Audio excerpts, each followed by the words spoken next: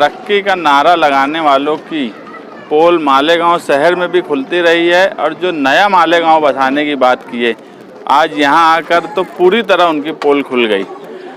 2009 में जब ये ISSDP की स्कीम आई उस वक्त भी हम इसकी मुखालफत कर रहे थे। मालेगांव शहर में जनता दल वाहिद पार्टी थी जो इस स्कीम की मुखालफत करती थी।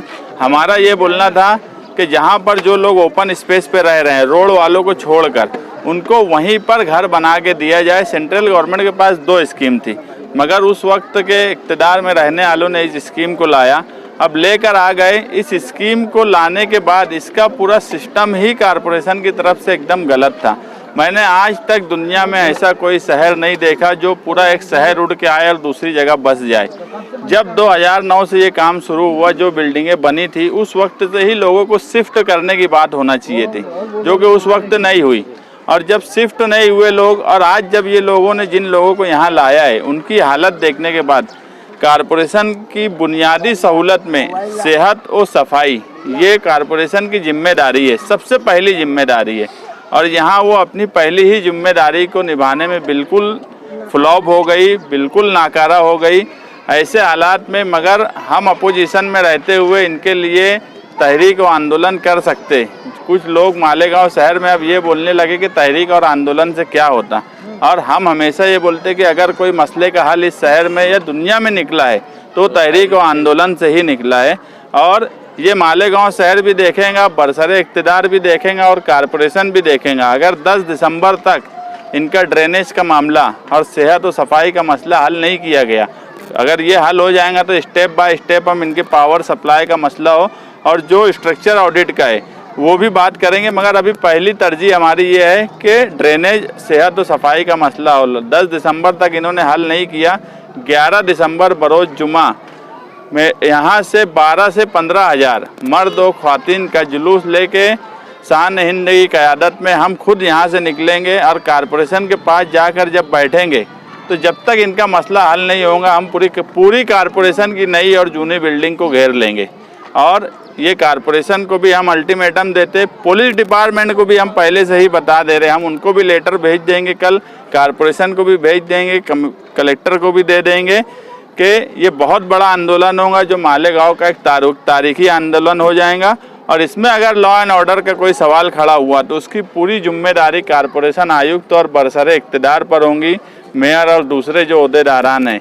इसलिए इसको अल्टीमेटम समझ के इस 20 दिनों का मौका मिला है। कॉरपोरेशन ने ईमानदारी से इनका ड्रेनेज सिस्टम हल करना चाहिए, नहीं तो एक बड़े आंदोलन की तैयारी हमारी है और कॉरपोरेशन भी उसके लिए तैयार रहे। हर बिल्डिंग में गंदा पानी जमा है और सड़क पे गंदा पानी जमा है। अभी हमने फौरी तौर पे, इससे पहले भी मैं आई थी तो हमने सेक्शन पंप मंगा के पानी को रोड पे जो पानी है उसको ख़त्म करने, गंदे पानी को ख़त्म करने की कोशिश की। आज भी हमने मंगाया है ताकि कल जुम्मा है, लोगों के वज़ू बरकरार रहे, उनको नमाज़ पढ़ने के लिए आसानी रहे।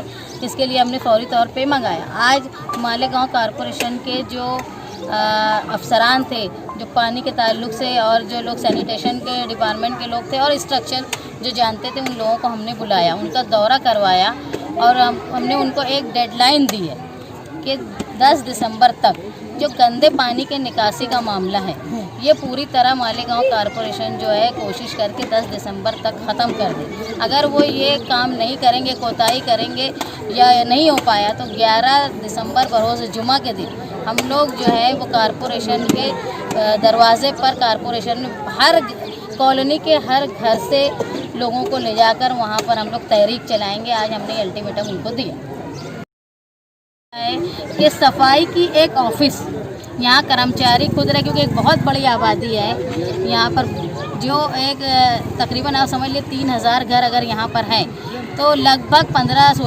हज़ार से ज़्यादा आबादी यहाँ पर। तो ऐसे यहाँ किसी तरह का सफाई के लिए कोई ऑफिस नहीं है। तो 10 दिसंबर तक यहाँ पर ऑफिस, सफाई की एक ऑफिस यहाँ बन जाए जो सिर्फ यहीं पर सफाई का काम करे। और जो गंदे पानी की निकासी नहीं हो रही, जगह जगह गंदा पानी जमा है सड़कों पर, बिल्डिंग के सामने लोग, इसकी वजह से बिल्डिंग की जो पाए है वो भी ख़राब हो रहे हैं, बिल्डिंग कमज़ोर हो रही है। तो ये काम जो है 10 तारीख तक कॉरपोरेशन क्लियर कर दें। अच्छा मैम, यहाँ पर लोगों को लाने से पहले जितने भी कारपोरेशन के अधिकारी है उन्होंने वादा किए थे कि यहाँ पर आपको हर सहूलत मिलेंगी, जैसे बस, अच्छी रोड। तो यहाँ तो ऐसी कोई सहूलत है ही नहीं यार। आम जनता यहाँ परेशान है रिक्शे का पैसा भर भर के। यार देखो, बस, रोड, स्कूल, ये सब तो बहुत दूर की बात है।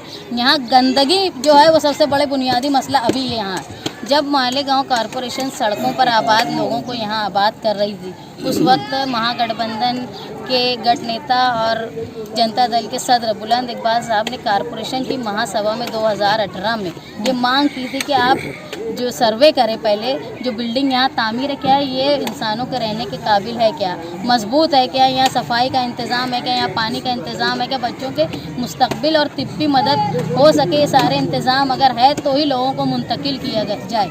लेकिन ये सारी बातों को नज़रअंदाज करते हुए कारपोरेशन ने लोगों को लाकर यहाँ आबाद कर दिया। जहाँ सहूलत नहीं थी इसके बावजूद यहाँ आबाद किया, और जहाँ वो रहते थे उससे कई दर्जा बदतर ज़िंदगी यहाँ पर गुजार रहे। मैडम, सही बात है मैडम। कॉरपोरेशन के पास, मालेगांव के पास वाटर ग्रेस एक इतनी बड़ी कंपनी होने के बावजूद यहाँ पर साफ सफाई उतनी साफ नजर नहीं आती। वाटर ग्रेस कंपनी का काम कभी भी इत्मीनान बख्श नहीं रहा।